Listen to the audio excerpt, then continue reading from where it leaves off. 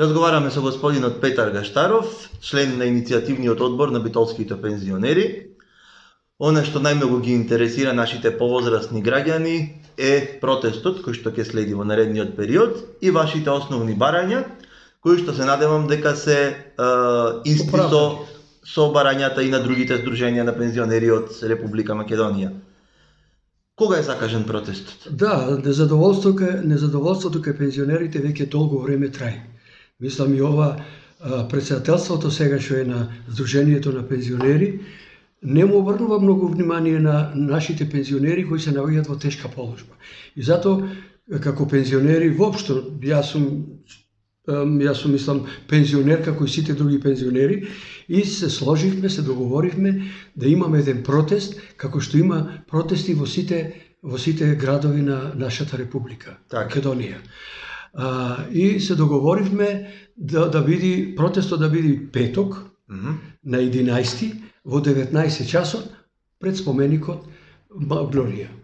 Значи на Магнолија, пред споменикот на Филип II, во центарот на Битола. Ќе ги повикаме сите пензионери и да има усогласување што се дава ова.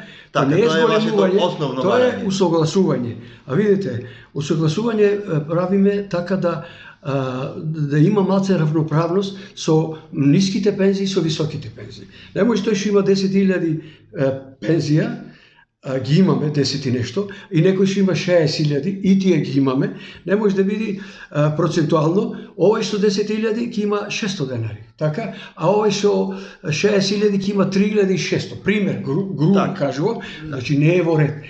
Тоа што добивме ние пензии, како се добивме, што работевме, што имавме стаж, што допринесвавме, тоа е во ред, тоа си имаме пензија ние за тоа. Значи нема да има зошто некој да се противи на ова, бидејќи сега животните трошкови на сите ни се зголемени. Сите имаме потреба како пензионери за да обстајуваме за храна, за лекови, за обстанување воопшто. Значи не, а тоа што си имаме пензија ние си е тоа. Изголемувањето на усогласувањето, затоа сакаме да биде 3.500 денари. Вие имавте еден протест кој што помина како што помина. Пензионерите не беа информирани барем сите, затоа и сега и го реализираме овој разговор, за да можеме и да ги информираме и да ги поканиме да дојдат. Тој протест беше кажано протест во цела Македонија да се направи протест во 10 сатот во тој ден. И ние разбравме дека е така и мислам спонтано се собравме тамо пред Сдруженијето на пензионери, влеговме и во канцеларијата кај председателката, кај ни влеговме, сакавме да излезат надвор да кажат и дека ништо досега не поможуваат на пензионерите. Кој образложение? Затоа и се противевме, меѓутоа не постигнавме никаков договор, ништо тие излегоа малце, граѓаните уа ги извикаа, да не речам па тие повика и полиција, она, ние мирно се разидовме и затоа закажавме протест за петок. Значи еден добронамерен собир сакаше да се политизира на некој начин и да се прикажи како нешто негативно. Да, ние не ќевме таква работа и затоа го закажавме сега петок, има време да се информират пензионерите и да се видиме. Дали сте во контакт со другите пензионерски здруженија од другите градови?